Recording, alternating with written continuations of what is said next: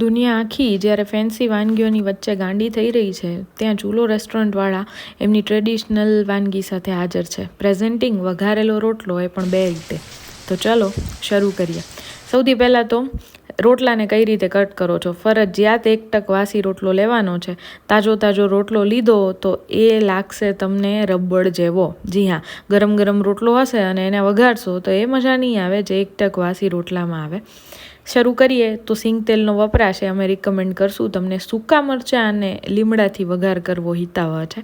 એક સરસ મજાનો ફ્લેવર અને ટેસ્ટ આપે છે. કદાચ આ રેસિપીમાં જે હું તમને સજેશન આપું છું ને, એ મેં ચોમાસા અને શિયાળા એ બેને ટાર્ગેટ કરીને જ બનાવેલું છે. આદુ, મરચાં અને લસણ ત્રણે બારીક કટ કરેલા હતા મારી પાસે, એ નાખીએ છીએ. સૌથી ઇમ્પોર્ટન્ટ વાત કે લીલા મરચાં એ કારણથી યુઝ કરીએ છીએ કે તીખાસનું પ્રોપર બેલેન્સ રહે. હવે સ્ક્રીન પર દેખાતી હશે તમને ડુંગળી. ગ્રેવી અમે કંઈ વાપરતા નથી ક્યારેય પણ. આ સારી એવી સમારેલી ઝીણી ડુંગળી છે અને એને સાંતળવાની છે, આવતી જતી સાંતળવાની છે, કલર ચેન્જ ન થાય એવી રીતે. રોટલાનું સ્ટેટસ પણ તમને દેખાડું. આ થોડા મોટા પીસ કટ કરેલા છે.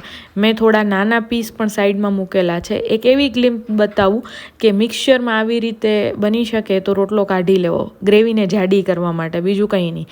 અને હવે નાખીએ છીએ ટમેટાં નાખ્યા બાદ આપણે બધા જ મસાલા પકાવવા માટે મૂકીશું. જ્યારે શિયાળામાં અને ચોમાસામાં તમે આ વાનગી બનાવતા હો તો આ સ્ટેપ્સ ફોલો કરજો તો થોડી મજા આવશે તમને વધારે, એવું ચૂલો રિકમેન્ડ કરે છે. બસ, તો આ બધા મસાલા આવી જ રીતે નાખી દેવાના છે અને તમામ મસાલા વ્યવસ્થિત રીતે પાકી જાય એ જોવાનું છે. ઘણી વખત લાલ મરચું નાખ્યા બાદ આપણે થોડી છાશ નાખવાની ઉતાવળ કરી દઈએ તો એક કાચા મરચાંની ટિપિકલ સ્મેલ આવતી હોય છે, એ ન આવે એ કારણથી.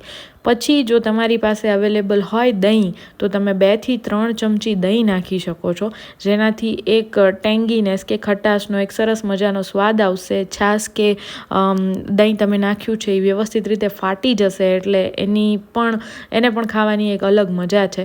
બસ, તો હવે આપણો વઘારેલો રોટલો તૈયાર છે. કંઈક લાલ કેસરી જેવો કલર છે અને મારા મોઢામાં પાણી આવે છે આ વઘારેલા રોટલાને જોઈને. તમે અમારા પ્રીવિયસ વિડીયોઝ જોયા હશે તો તમને ખ્યાલ હશે કે એક જેન્ઝીને અમે આ બંને વઘારેલા રોટલાની રીત ટ્રાય કરીને જમાડી હતી. એના ગ્લિમ્સ તમારી સામે હું સ્ક્રીન ઉપર થોડા રજૂ કરું છું. તો હવે બસ આ છાશવાળા વઘારેલા રોટલા માટે મહત્ત્વની બાબતો તમને કહી દઉં. તો છાશવાળા વઘારેલા રોટલા માટે મહત્ત્વની બાબત એ છે કે 1 ટક વાસી રોટલો લેવાનો છે. છાશ બને તો ખાટી લેવાની છે. અમૂલની છાશ અવેલેબલ હોય તો 1-2 ચમચી દહીં નાખી દેવાનું છે. અને વઘાર કરવામાં ખાસ એ ધ્યાન રાખવાનું છે કે લીલા મરચાં તમને મળી રહે, સૂકા મરચાંથી તમે વઘાર કરો.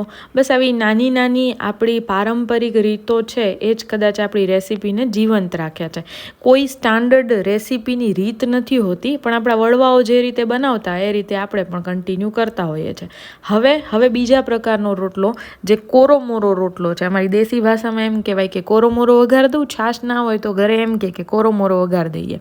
બસ, તો આ કોરોમોરો વઘારેલો રોટલો, આમાં એક નાનકડો ચેન્જ છે. આમ તો નાનકડો ન કહી શકાય, 2-3 વસ્તુઓનો ચેન્જ છે. વઘાર સેમ રીતે કર્યો છે.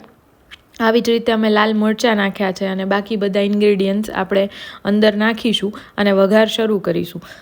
મુખ્યત્વે ચેન્જ આમાં શું કરવામાં આવશે, ડુંગળીનો જે વપરાશ થતો હતો ને એ અતિશય ઓછો થાય છે. ઓછો એટલે કે ન બરાબર પણ ચાલી શકે. તમે નહીં નાખો અને આ રીતે ટ્રાય કરશો તોય મજા આવશે. બસ, આમાં આવતું જતું મસાલા અમે નાખ્યા હતા અને મસાલા નહીં પણ આવતા જતાં આદુ, મરચાં, લસણની પેસ્ટ મૂકેલી હતી અને ડાયરેક્ટ નાખ્યા છે અંદર ટમેટાં થોડા એવા પાકી જાય, સાવ બારીક થોડીક ડુંગળી નાખી હતી, બહુ જ ઓછા પ્રમાણમાં. એટલે એક ટેંગી પ્રકારનો ખટાશવાળો રસો ક્રિએટ થાય એની માટે જ આપણે આવું મિશ્રણ તૈયાર કર્યું હતું. પેલું પીઝાનો સોસ હમણાં નથી બનાવતા, આ આપણો દેશી સોસ છે. આ એવો દેશી સોસ છે કે જેની અંદર બારીક સમારેલો રોટલો નાખશો એટલે એ બધા જ આપણા દેશી રસાને પી જશે એમ કહી શકાય. અને પછી રોટલાનો એક સરસ મજાનો ટેસ્ટ આવશે. આ રોટલા બહુ જ બારીક કટ કરેલા હોવા જોઈએ. મારું તો ઘણી વખત એવું થાય કે હું મિક્સચરમાં જ દરી નાખું, જે મેં તમને બતાવ્યું હતું એવું. ચૂલોમાં અમે એવું નથી કરતા. આવતો જતો હાથેથી કટ કરેલો રોટલો અને થોડુંક મિક્સચર આવી રીતે એવું ટ્રાય કરીને રજૂ કરીએ છીએ તમને. બસ તો તમારી સામે આ કોરોમોરો રોટલો પણ તૈયાર છે. દેખાવે કંઈક આવો લાગે છે. એક જેન્ઝીએ ટ્રાય કર્યો હતો અને એને પેલો છાશવાળો વધારે ભાવ્યો હતો, એવું એને એક વિડીયોમાં પણ કહેલું છે.